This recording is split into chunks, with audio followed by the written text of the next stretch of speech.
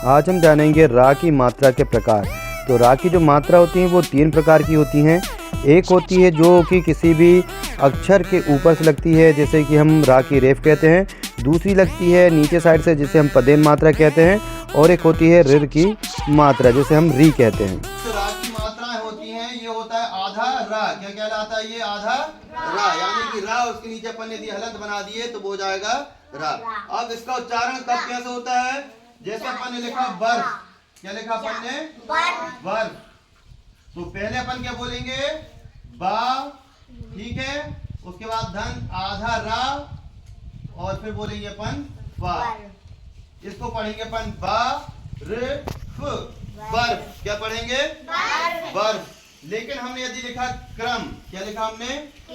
क्रम। तो पहले क्या पढ़ेंगे अपन? का, ठीक है। ये का कैसा है? आधा का है, लेकिन ठीक है। का कैसा है? आधा है। और रा कैसा है? पूरा है। रा कैसा है? पूरा है। और माँ ऐसा। अब आगे समझ में, जो रा की रेफ होती है वो आधा रा होता है। समझ में आ गई? जो रा की रेफ है वो कैसा है? आधा रा। लेकिन जब कोई पदेन मात्रा लगती है रा की, तो जब पदेन मात्रा रा की लगती है तो वो पूरा रा होता है। तो जो ऊपर लगती है इसको क्या कहते हैं? रा की रेफ। नीचे से ये क्या कहलाती है? रा की पदेन मात्रा। कौन सी मात्रा? पदेन मात्रा। क्यों कहते हैं? क्योंकि ये पैरों के पास से बनी है। कहाँ से बनी है? यानी ये इसका सिर है और ये का नीचे का हिस्सा यानी कि पैर है। तो ये जो नीचे से लगी है, यानी ये इसके पैर के पास से लगी है, तो ये कहलाएगी पदेन मात्रा। ठीक है, जो कि पद यानी कि पैर के पास लगी है, और ये लगी है ऊपर से, सिर पे से। तो सिर के ऊपर से लगी है, ये क्या कहलाएगी? रा की रेफ। और जो नीचे से लगी है वो पदेन। और एक जो नीचे घूमती हुई लगी है, ये क्या कहलाएगी? रिर। क्या कहलाएगी? रिर या री। रिर ऋषि का गाएगा, रिर ऋषि का होता है ना, रिर ऋषि का। अब देखो, जब हमने यहाँ पर लिखा क्या? बर्फ, यहाँ लिखा क्रम और यहाँ क्रम। अब दोनों को अपन क्रम पढ़ेंगे, ये भी क्रम है और ये भी क्रम है, लेकिन दोनों का जो शब्द अर्थ है, इस शब्द का अर्थ है वो अलग अलग है। इस क्रम का अर्थ क्या है? जब अपन ऐसी लाइन बनाते हैं ना, और 3 बच्चे आउट के यहाँ पर 3 बच्चे केवल। हाँ, अब हम इनको क्रम में खड़ा करेंगे। सबसे छोटा, उससे बड़ा कौन है? राम जी, और उससे बड़ा चंद्रभान। ये तीनों क्रम में खड़े हो गए, है ना? कैसे क्रम में खड़े हो गए?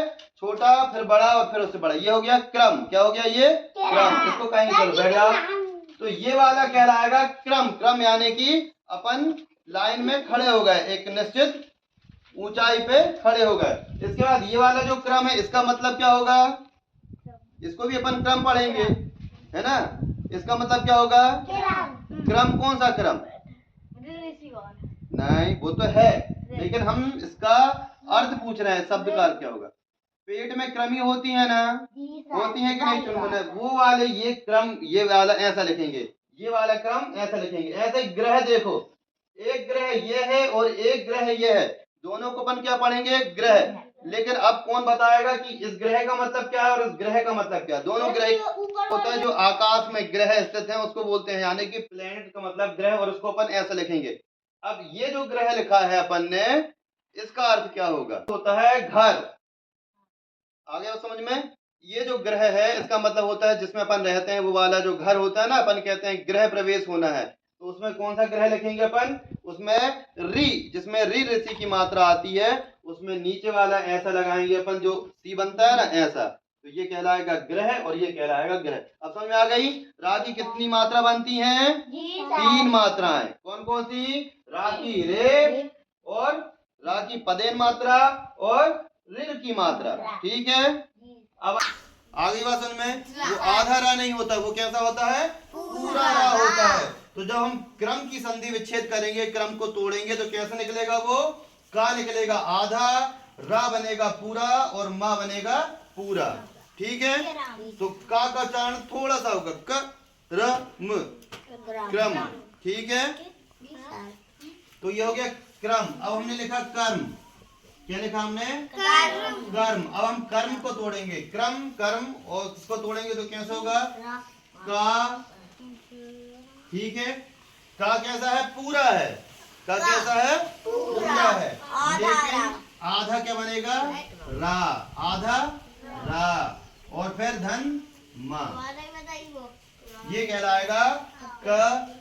रा का उच्चारण कितना करेंगे? थोड़ा सा, कर्म, कर्म। आगे समझ में? तो जो नीचे लगने वाले हैं उसका वो कहलाएगा पूरा रा, और जो ऊपर लगने वाली है वो कहलाएगी आधा रा।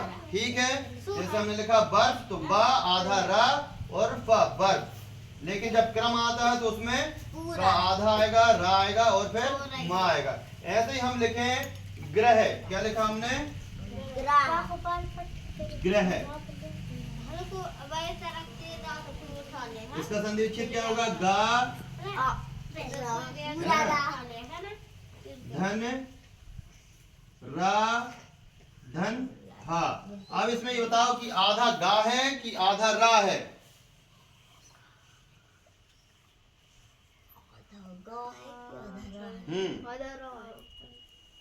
तो वो तो गर्ह हो जाएगा फिर।